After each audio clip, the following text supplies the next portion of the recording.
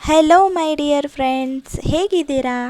I hope ಎಲ್ಲರೂ ಚೆನ್ನಾಗಿದ್ದೀರಾ ಅಂತ ಭಾವಿಸ್ತಾ ನನ್ನ 35ನೇ ಸ್ಟಡಿ ವ್ಲಾಗ್ನ ಇಂದು ಸ್ಟಾರ್ಟ್ ಮಾಡ್ತಾ ಇದ್ದೀನಿ.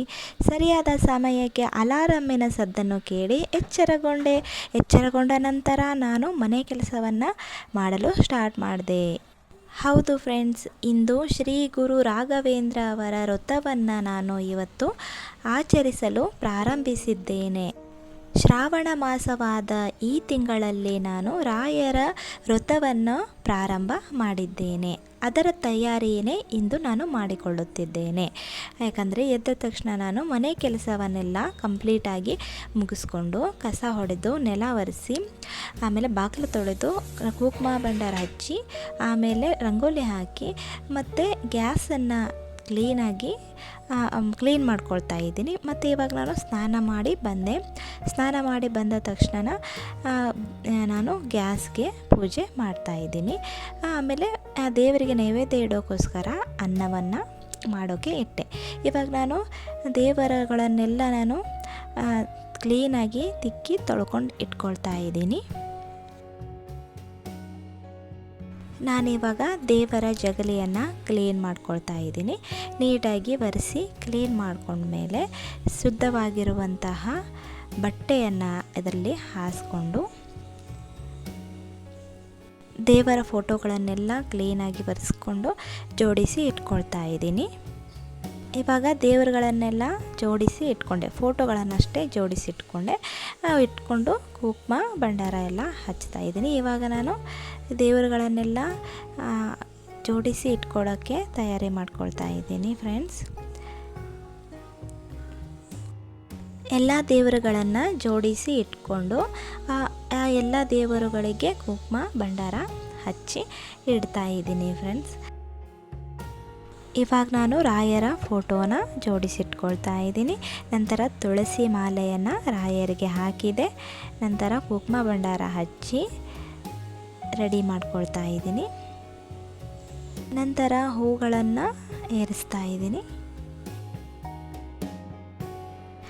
ರಾಯರಿಗೆ ತುಳಸಿ ಮಾಲೆ ತುಂಬಾ ಇಷ್ಟವಾದ ಮಾಲೆ ಅಂತೆ ಫ್ರೆಂಡ್ಸ್. ಹಾಗಾಗಿ ಈ ವ್ರತದಲ್ಲಿ ತುಳಸಿ ಮಾಲೆನೇ ಹಾಕಬೇಕಂತೆ. ಹಾಗಾಗಿ ನಾನು ತುಳಸಿ ಮಾಲೆನೇ ನಿನ್ನೆ ಸಾಯಂಕಾಲನೇ ಅದನ್ನು ರೆಡಿ ಮಾಡಿ ಇಟ್ಕೊಂಡಿದ್ದೀನಿ. ಇವಾಗ ಅನ್ನ ಮೊಸರು ಬಾನವನ್ನು ಇಟ್ಟೆ, ಅಂದರೆ ನೈವೇದ್ಯವಾಗಿ ಇಟ್ಟೆ. ಹಾಗೆ ದೀಪ ಹಚ್ತಾ ಇದ್ದೀನಿ. ಇವಾಗ ಬೆಳಗಿನ ಜಾವ ಪೂಜೆ ತುಂಬಾ ಶ್ರೇಷ್ಠವಾದದ್ದು ಫ್ರೆಂಡ್ಸ್. ಒಂದಿನ ನೀವು ಮಾಡಿ ನೋಡಿ, ಎಷ್ಟು ಶ್ರೇಷ್ಠ ಅನಿಸುತ್ತೆ, ನೆಮ್ಮದಿ ಅನಿಸುತ್ತೆ, ನಿಮಗೆ ಗೊತ್ತಾಗುತ್ತೆ. ಈ ವ್ರತವನ್ನು ಇವತ್ತಿನಿಂದನೇ ಆಚರಿಸ್ತಾ ಇದ್ದೀನಿ ಫ್ರೆಂಡ್ಸ್. ಇದಕ್ಕಿಂತ ಮುಂಚೆ ಈ ವ್ರತ ಮಾಡಿಲ್ಲ.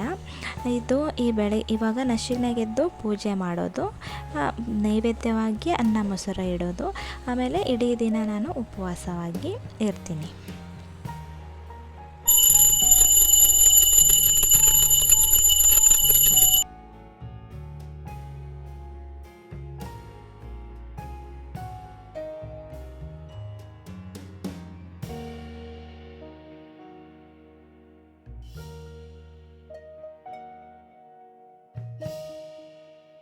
ಈ ವ್ರತ ಮಾಡೋ ಉದ್ದೇಶ, ನಾವು ಏನೇ ಸಂಕಲ್ಪ ಮಾಡಿದ್ದರೂ ರಾಯರು ಅದನ್ನು ಈಡೇರಿಸ್ತಾರೆ ಅನ್ನೋ ಉದ್ದೇಶದಿಂದ ನಾನು ಈ ಪೂಜೆಯನ್ನು ಮಾಡ್ಕೊಳ್ತಾ ಇದ್ದೀನಿ ಫ್ರೆಂಡ್ಸ್. ನನ್ನ ಎಲ್ಲ ಸಂಕಲ್ಪಗಳನ್ನು ರಾಯರ ಮುಂದೆ ಇಡ್ತಾ ಇದ್ದೀನಿ.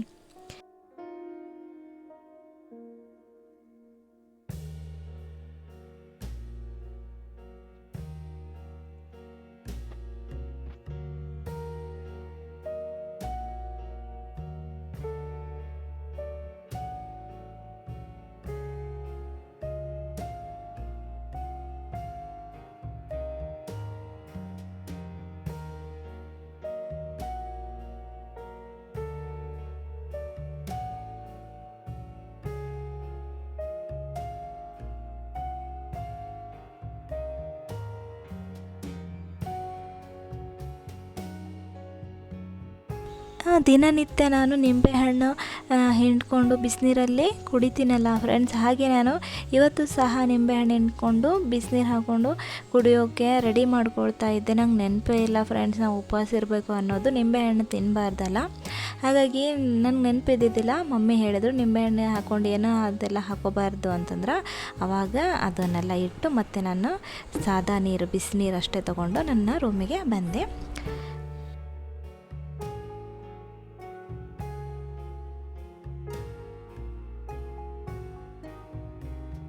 ತುಂಬಾ ಬಾಯಾರಿಕೆ ಆಗ್ತಾಯಿತ್ತು ಫ್ರೆಂಡ್ಸ್, ಅದಕ್ಕೆ ನಾನು ಯಾವಾಗ ನೀರು ಕುಡಿತೀನೋ ಅನಿಸ್ತಾ ಇತ್ತು. ಹಾಗಾಗಿ ನೀರು ಕುಡಿತಾ ಇದ್ದೀನಿ ಫಸ್ಟ್.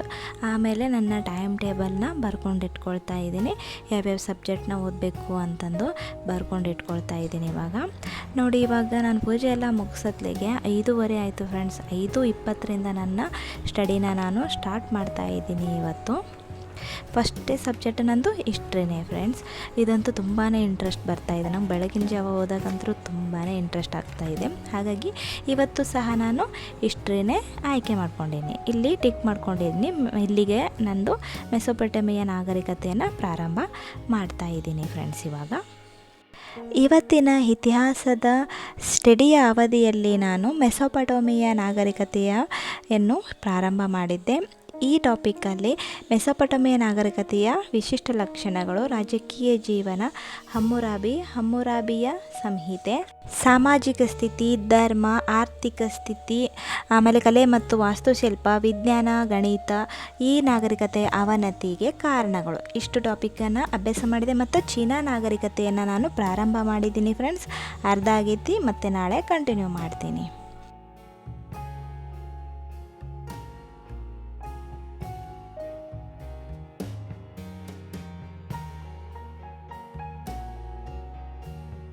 ಇವಾಗ ನಾನು 1 ಅವರ್ ಹಿಸ್ಟ್ರಿ ಸ್ಟಡಿ ಕಂಪ್ಲೀಟ್ ಆಯಿತು. ಆ ನೋಟ್ಸನ್ನು ಅದೇ ಪೇಜ್ನಲ್ಲಿ ಇಟ್ಟು ಕ್ಲೋಸ್ ಮಾಡ್ತಾ ಇದ್ದೀನಿ ಫ್ರೆಂಡ್ಸ್. ಮತ್ತು ಇವಾಗ ನಂದು ನೆಕ್ಸ್ಟ್ ಸಬ್ಜೆಕ್ಟು ಪೊಲಿಟಿಕಲ್. ಮತ್ತು ಇವಾಗ ನಾನು ಪೊಲಿಟಿಕಲ್ನ ಸ್ಟಡಿ ಮಾಡೋಕ್ಕೆ ಪೊಲಿಟಿಕಲ್ ಪುಸ್ತಕವನ್ನು ತೆಗೆದಿಟ್ಕೊಳ್ತಾ ಇದ್ದೀನಿ. ಓಕೆ ಫ್ರೆಂಡ್ಸ್, ಇವಾಗ ಪೊಲಿಟಿಕಲ್ ಸ್ಟಡಿ ಸ್ಟಾರ್ಟ್ ಮಾಡೋಣವಾ? ಓಕೆ, ಇವಾಗ ಟೈಮು 6:29 ಅಂದರೆ 6:30 ಆಯಿತು ಫ್ರೆಂಡ್ಸ್. ಇವಾಗ ಸ್ಟಾರ್ಟ್ ಮಾಡ್ತೀನಿ. ನಾನು ಇವಾಗ ಅಲ್ಲಿ ಟಿಕ್ ಮಾಡಿದ್ದೀನಲ್ಲ ಫ್ರೆಂಡ್ಸ್, ಅಲ್ಲಿಗೆ ಅಲ್ಲಿಂದ ಸ್ಟಾರ್ಟ್ ಮಾಡ್ತೀನಿ.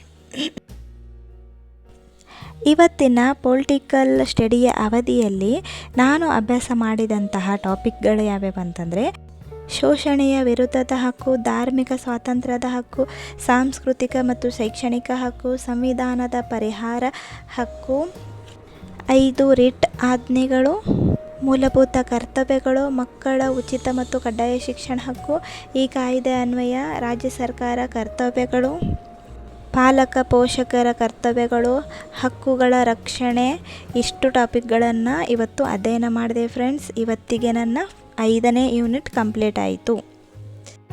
ಇವಾಗ ಟೈಮು 7:30 ಆಯಿತು. ಇಲ್ಲಿಗೆ ನನ್ನ ಅರ್ಲಿ ಮಾರ್ನಿಂಗ್ ಸ್ಟಡಿ ಕಂಪ್ಲೀಟ್ ಆಯಿತು. ಅದು ಯಾವ್ಯಾವ ಕಂಪ್ಲೀಟ್ ಆಯಿತು ಅನ್ನೋದನ್ನು ನನ್ನ ಡೈರಿಯಲ್ಲಿ ಟಿಕ್ ಮಾಡ್ಕೊಳ್ತಾ ಇದ್ದೀನಿ ಫ್ರೆಂಡ್ಸ್. ಇವಾಗ ನಾನು ಎಲ್ಲ ಕೆಲಸಗಳನ್ನು ಬೇಗ ಮುಗಿಸ್ಕೊಂಡು, ಅಂದರೆ ಎಲ್ಲ ಕೆಲಸ ಮುಗ್ದೈತಿ. ಇವಾಗ ನಾನು ಏನಾದರೂ ಅಡುಗೆ ಮಾಡ್ತೀನಿ. ನಾನು ಉಪವಾಸದಿನಿ, ಮನೇಲಿ ಮಮ್ಮಿ ತಮ್ಮ ಇದ್ದಾರಲ್ಲ, ಅವರಿಗೆ ಅಡುಗೆ ಎಲ್ಲ ಮಾಡಿ ಇಟ್ಟು ಬೇಗನೆ ಕೆಲಸ ಮುಗಿಸ್ಕೊಂಡು ಮತ್ತೆ ಸ್ಟಡಿ ಸ್ಟಾರ್ಟ್ ಮಾಡ್ತೀನಿ ಫ್ರೆಂಡ್ಸ್. ಓಕೆ,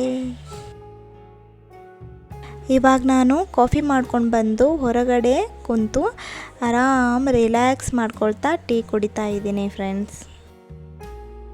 ಕಾಫಿ ಕುಡಿದಾದ್ಮೇಲೆ ಸ್ವಲ್ಪ ಅಡುಗೆ ಮಾಡಿದೆ ಫ್ರೆಂಡ್ಸ್. ರೊಟ್ಟಿ ಮಾಡಿದೆ, ಮತ್ತು ಹೆಸರುಕಾಳು ಪಲ್ಯ ಮಾಡಿದೆ, ಅನ್ನ ಮಾಡಿದೆ, ಸಾಂಬಾರು ಮಾಡಿದೆ. ಇಷ್ಟಾದಮೇಲೆ ಬೇಗನೆ ಕೆಲಸ ಮುಗಿದ್ಬಿಡ್ತು. 9:30 ಆಗಿತ್ತು ಫ್ರೆಂಡ್ಸ್. ನಂದೆಲ್ಲ ಕೆಲಸ ಕಂಪ್ಲೀಟ್ ಆಗಿಬಿಡ್ತು. ನಾನು ಮತ್ತು ಇವಾಗ ಸ್ಟಡಿ ಸ್ಟಾರ್ಟ್ ಮಾಡ್ತಾಯಿದ್ದೀನಿ. ನೋಡಿ ಫ್ರೆಂಡ್ಸ್, 9 ಗಂಟೆ ಆಗಿತ್ತು ಫ್ರೆಂಡ್ಸ್. ನಂದೆಲ್ಲ ಅಡುಗೆ ಕಂಪ್ಲೀಟ್ ಆಯಿತು. ಇವಾಗ ನಾನು 9 ಗಂಟೆಯಿಂದ ನಾನು ಸ್ಟಡಿ ಸ್ಟಾರ್ಟ್ ಮಾಡ್ತಾಯಿದ್ದೀನಿ. ಇವಾಗ ನಾನು ಸ್ಟಾರ್ಟ್ ಮಾಡ್ತಾ ಇರೋ ಸಬ್ಜೆಕ್ಟು ಜಿಯೋಗ್ರಫಿ, ನನ್ನ ನೆಚ್ಚಿನ ಜಿಯೋಗ್ರಫಿ ಫ್ರೆಂಡ್ಸ್. ಇದಂತೂ ನನಗೆ ಫೇವ್ರೇಟ್ ಆಗ್ತಾಯಿದೆ. ಯಾಕಂತಂದರೆ ತುಂಬಾ ಇಂಟ್ರೆಸ್ಟ್ ಬರ್ತಾಯಿದೆ. ಓದ್ದಂಗೆ ತುಂಬಾ ಇಂಟ್ರೆಸ್ಟ್ ಬರ್ತಾಯಿದೆ. ಇವಾಗ ನಾನು 8th ಸ್ಟ್ಯಾಂಡರ್ಡ್ದು ಎಲ್ಲ ಟಾಪಿಕ್ಸು, ಎಲ್ಲ ಲೆಸನ್ಗಳು ಕಂಪ್ಲೀಟ್ ಆದವು ಫ್ರೆಂಡ್ಸ್. ಇವತ್ತು ನಾನು 9th ಸ್ಟ್ಯಾಂಡರ್ಡ್ದು ನಮ್ಮ ರಾಜ್ಯ ಕರ್ನಾಟಕ ಈ ಲೆಸನ್ನ ಸ್ಟಾರ್ಟ್ ಮಾಡ್ತಾಯಿದ್ದೀನಿ ಇವತ್ತು. ಇವತ್ತಿನ ಜಿಯೋಗ್ರಫಿ ಸ್ಟಡಿಯ ಅವಧಿಯಲ್ಲಿ ನಾನು ನಮ್ಮ ರಾಜ್ಯ ಕರ್ನಾಟಕ ಈ ಲೆಸನ್ನ ಕಂಪ್ಲೀಟ್ ಮಾಡಿದೆ. ಆಮೇಲೆ ಎರಡನೇ ಲೆಸನ್ನು ಕರ್ನಾಟಕದ ಪ್ರಾಕೃತಿಕ ವಿಭಾಗ. ಈ ಲೆಸನ್ನಲ್ಲಿ ಕರಾವಳಿ ಮೈದಾನ, ಬಂದರುಗಳು, ಜಲಪಾತಗಳು, ಆಮೇಲೆ ಮಲೆನಾಡು ಜಿಲ್ಲೆಗಳು, ಮೈದಾನ ಪ್ರದೇಶ, ಉತ್ತರ ಮೈದಾನ ಮತ್ತು ದಕ್ಷಿಣ ಮೈದಾನ, ಸಮುದ್ರ ತೀರಗಳು, ಕರಾವಳಿ ಜಿಲ್ಲೆಗಳು, ಮಲೆನಾಡು ಪ್ರದೇಶ, ಎತ್ತರವಾದ ಶಿಖರಗಳು, ಆಮೇಲೆ ಬೆಟ್ಟಗಳು, ಇವೆಲ್ಲ ಟಾಪಿಕ್ಗಳ ಬಗ್ಗೆ ನಾನಿಂದು ಅಧ್ಯಯನ ಮಾಡಿದೆ ಫ್ರೆಂಡ್ಸ್. ಇಲ್ಲಿಗೆ ನನ್ನ ಎರಡನೇ ಲೆಸನ್ ಕೂಡ ಕಂಪ್ಲೀಟ್ ಆಯಿತು. ನಾಳೆ ಮೂರನೇ ಲೆಸನ್ನ ಸ್ಟಾರ್ಟ್ ಮಾಡ್ತೀನಿ. ಓಕೆ ಫ್ರೆಂಡ್ಸ್, ಇವಾಗ 11 ಗಂಟೆ ಆಗಕ್ಕೆ ಬಂದೈತಿ.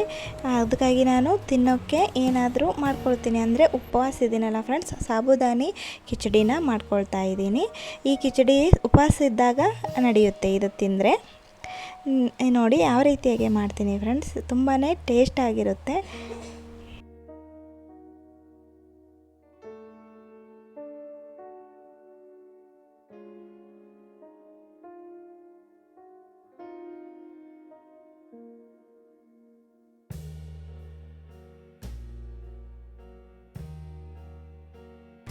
ಈ ಕಿಚಡಿಗೆ ನಾನು ಸೋಲಾಧಾನ್ಯ ಉಪ್ಪು ಅಂತ ಬರುತ್ತೆ ಫ್ರೆಂಡ್ಸ್. ಇದು ಉಪವಾಸ ಇದ್ದಾಗೆ ಮಾತ್ರ ತಿನ್ನುವಂಥ ಉಪ್ಪು. ಈ ಉಪ್ಪು ನಾರ್ಮಲ್ ಉಪ್ಪಿನ ಥರ ಅಲ್ಲ, ಇದನ್ನು ತಿಂದರೆ ಉಪವಾಸ ಇದ್ದಾಗ ನಡೆಯುತ್ತೆ. ಇದು ಉಪ್ಪು ತಿಂದಂಗೆ ಅನಿಸಂಗಿಲ್ಲ. ಆಮೇಲೆ ಫ್ರೆಂಡ್ಸ್ ರೆಡಿ ಆಯಿತು. ಮೇಲೆ ಸೌತೆಕಾಯಿದು ತುರಿದು ಹಾಕ್ಕೊಂಡಿದ್ದೀನಿ. ಇವಾಗ ನಾನು ನಾಷ್ಟ ಮಾಡಿ ಮತ್ತೆ ಸ್ಟಡಿನ ಸ್ಟಾರ್ಟ್ ಮಾಡ್ತೀನಿ ಫ್ರೆಂಡ್ಸ್. ಇವಾಗ 12 ಗಂಟೆ ಆಯಿತು ಫ್ರೆಂಡ್ಸ್. ಇವಾಗ ನಾನು ಸ್ಟಾರ್ಟ್ ಮಾಡ್ತಾ ಇರೋ ಸಬ್ಜೆಕ್ಟು ಕನ್ನಡ. ಈ ಕನ್ನಡದ ಸ್ಟಡಿಯ ಅವಧಿಯಲ್ಲಿ ನಾನು ಓದಿರುವಂತಹ ಟಾಪಿಕ್ಗಳು ಯಾವ್ಯಾವು ಅಂದರೆ ಕನ್ನಡ ಸಾಹಿತ್ಯದ ವಿಭಾಗ ಕ್ರಮ, ಆಮೇಲೆ ಕನ್ನಡ ಭಾಷೆಯ ಪ್ರಾಚೀನತೆ, ಕನ್ನಡ ಭಾಷೆಯ ಆಧಾರಗಳು, ಶಾಸನಗಳು, ಕನ್ನಡದ ಪ್ರಮುಖ ಶಾಸನಗಳು. ಇದಿಷ್ಟು ಟಾಪಿಕ್ಗಳನ್ನು ನಾನು ಕನ್ನಡ ಸ್ಟಡಿಯ ಅವಧಿಯಲ್ಲಿ ಕಂಪ್ಲೀಟ್ ಮಾಡಿಕೊಂಡೆ ಫ್ರೆಂಡ್ಸ್.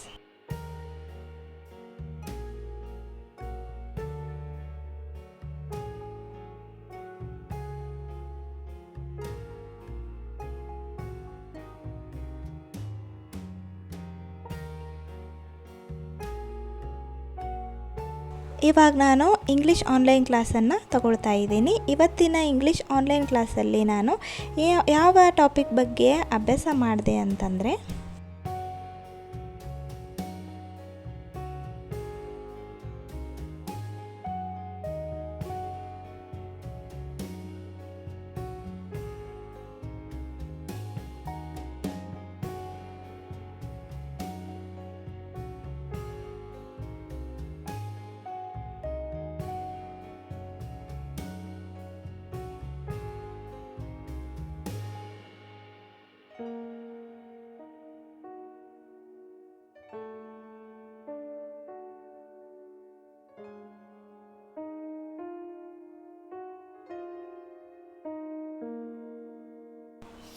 ಇವತ್ತು ಸರು ಆಡ್ವರ್ಬ್ ಬಗ್ಗೆ ತಿಳಿಸಿಕೊಟ್ರು.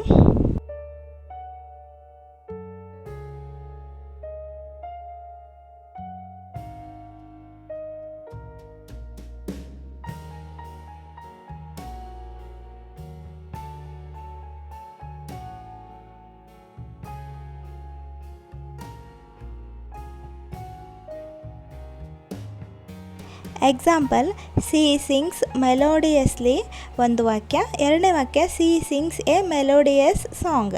ಈ ರೀತಿಯಾಗಿರುವಂತಹ ಎರಡು ವಾಕ್ಯದಲ್ಲಿ ಮೆಲೋಡಿಯಸ್ಲಿ ಇದು ಆಡ್ವರ್ಬು, ಮೆಲೋಡಿಯಸ್ ಇದು ಆಡ್ಜೆಕ್ಟ್. ಈ ರೀತಿಯಾಗಿರುವಂತಹ ಟಾಪಿಕ್ಕನ್ನು ನಮಗೆ ನೀಟಾಗಿ ಚಿಕ್ಕ ಮಕ್ಕಳಿಗೆ ತಿಳಿಸಿ ಹೇಳೋ ರೀತಿ ಹೇಳಿಕೊಟ್ಟು ತುಂಬಾ ಚೆನ್ನಾಗಿ ಅರ್ಥ ಆಯಿತು.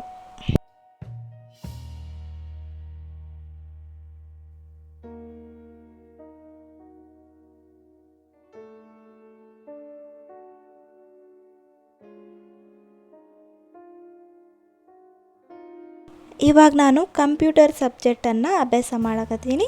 ಈ ಕಂಪ್ಯೂಟರ್ನ ಸ್ಟಡಿಯ ಅವಧಿಯಲ್ಲಿ ನಾನು ಕಲಿತುಕೊಂಡಂತಹ ಟಾಪಿಕ್ಗಳು ಯಾವಂತಂದರೆ ಔಟ್ಪುಟ್ ಡಿವೈಸ್, ಇದರಲ್ಲಿ monitor, printer, speaker and projector, ಈ ಟಾಪಿಕ್ಗಳ ಬಗ್ಗೆ ಇಂದು ಅಧ್ಯಯನ ಮಾಡಿದೆ.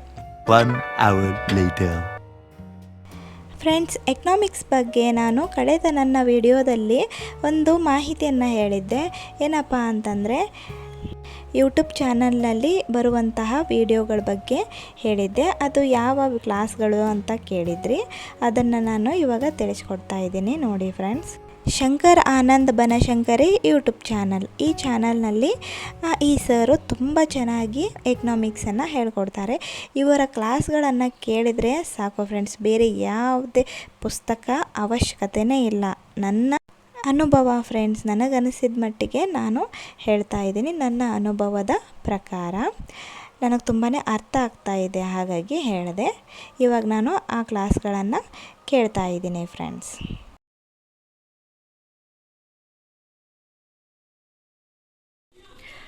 ಓಕೆ ಫ್ರೆಂಡ್ಸ್, ಇವಾಗ 4:56 ಆಯಿತು. ನಂದು ಎಕನಾಮಿಕ್ಸ್ ಕ್ಲಾಸು ಸಹ ಮುಗೀತು. ಇವಾಗ ಮುಗ್ದಿರೋ ಕ್ಲಾಸ್ಗಳನ್ನು ಟಿಕ್ ಮಾಡ್ಕೊಳ್ತಾ ಇದ್ದೀನಿ. ಇದಿಷ್ಟು ಕಂಪ್ಲೀಟ್ ಆಯಿತು. ಇವಾಗ ಬೇಗ ಮನೆ ಕೆಲಸ ಮುಗಿಸ್ಕೊಂಡು ಫ್ರೆಶ್ ಅಪ್ ಆಗಿ ಮತ್ತೆ ನೆಕ್ಸ್ಟ್ ಸ್ಟಡಿನ ಕಂಟಿನ್ಯೂ ಮಾಡ್ತೀನಿ. 1 hour later. ಇವಾಗ ಟೈಮು 6 ಗಂಟೆ ಆಯಿತು ಫ್ರೆಂಡ್ಸ್, 5:56.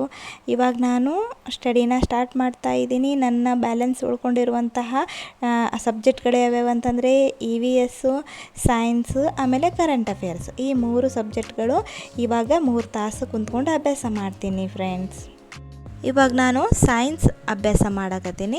ಇವತ್ತು ಸೈನ್ಸ್ನಲ್ಲಿ ರೋಗಗಳ ಬಗ್ಗೆ ಅಭ್ಯಾಸ ಮಾಡ್ತಾ ಇದ್ದೆ. ನಿನ್ನೆ ದಿನ ಅದೇ ಕಂಟಿನ್ಯೂ ಆಗ್ತಾ ಇದೆ. ಇವತ್ತು ನಾಯಿ ಕೆಮ್ಮು, ವಿಷಮ ಶೀತ ಜ್ವರ, ಪ್ಲೇಗ್, ನ್ಯುಮೋನಿಯಾ, ಗೋನೋರಿಯಾ, ಸಿಫಿಲಿಸ್, ಡಿಫ್ತಿಯಾ, ಅಂಥ್ರಾಕ್ಸ್, ನೆಗಡಿ, ಜ್ವರ, ಈ ರೋಗಗಳ ಬಗ್ಗೆ ಇವತ್ತು ಅಧ್ಯಯನ ಮಾಡಿದೆ.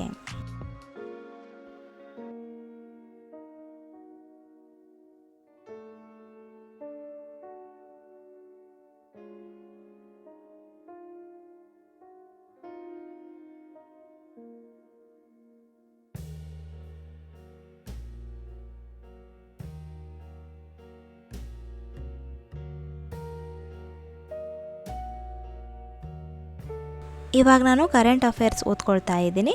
ಇವತ್ತು ದಾದಾಬಾಯಿ ನವರೋಜಿ ಮತ್ತು ಡಿಜಿಟಲ್ ಸುದ್ದಿ ವರದಿ, ಪ್ರಧಾನಮಂತ್ರಿ ರಾಷ್ಟ್ರೀಯ ಬಾಲ ಪುರಸ್ಕಾರ, ಈ ಟಾಪಿಕ್ಗಳ ಬಗ್ಗೆ ಇಂದು ಅಭ್ಯಾಸ ಮಾಡಿದೆ.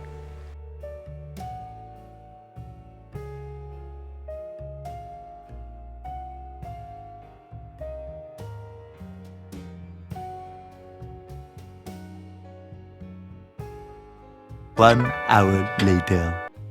ಇವಾಗ ನಾನು ಪರಿಸರ ಅಧ್ಯಯನ ಸಬ್ಜೆಕ್ಟ್ನ ಓದ್ಕೊಳ್ತಾ ಇದ್ದೀನಿ. ಇದರಲ್ಲಿ 3ನೇ ಅಧ್ಯಾಯ ಭಾರತದ ಪ್ರಾಣಿ ಸಂಕುಲ ವೈವಿಧ್ಯತೆ, ಈ ಟಾಪಿಕ್ ಬಗ್ಗೆ ಇವತ್ತು ಅಭ್ಯಾಸ ಮಾಡಿದೆ. ಓಕೆ ಫ್ರೆಂಡ್ಸ್, ಇವತ್ತಿನ ಸ್ಟಡಿ ವ್ಲಾಗನ್ನು ನಾನು ಇಲ್ಲಿಗೆ ಎಂಡ್ ಮಾಡ್ತಾ ಇದ್ದೀನಿ. ಇವತ್ತು ನಾನು ಎಲ್ಲ ಸಬ್ಜೆಕ್ಟ್ಗಳನ್ನು ಕಂಪ್ಲೀಟಾಗಿ ಓದ್ಕೊಂಡೆ ಮತ್ತು ಇವತ್ತು 10 ಅವರ್ ನಾನು ಸ್ಟಡಿ ಮಾಡಿದೆ ಫ್ರೆಂಡ್ಸ್. ಓಕೆ ಫ್ರೆಂಡ್ಸ್, ಈ ವಿಡಿಯೋ ನಿಮಗೆ ಇಷ್ಟ ಆದರೆ ಲೈಕ್ ಮಾಡಿ, ಶೇರ್ ಮಾಡಿ, ಸಬ್ಸ್ಕ್ರೈಬ್ ಮಾಡಿ ಫ್ರೆಂಡ್ಸ್. ಎಲ್ಲರೂ ನೋಡ್ತಾ ಇದ್ದೀರಾ ಫ್ರೆಂಡ್ಸ್ ವಿಡಿಯೋನ, ಆದರೆ ಸಬ್ಸ್ಕ್ರೈಬ್ ಮಾಡ್ದೇ ನೋಡ್ತಾ ಇದ್ದೀರಾ. ಹಾಗಾಗಿ ದಯವಿಟ್ಟು ಸಬ್ಸ್ಕ್ರೈಬ್ ಮಾಡಿ. ಬಾಯ್.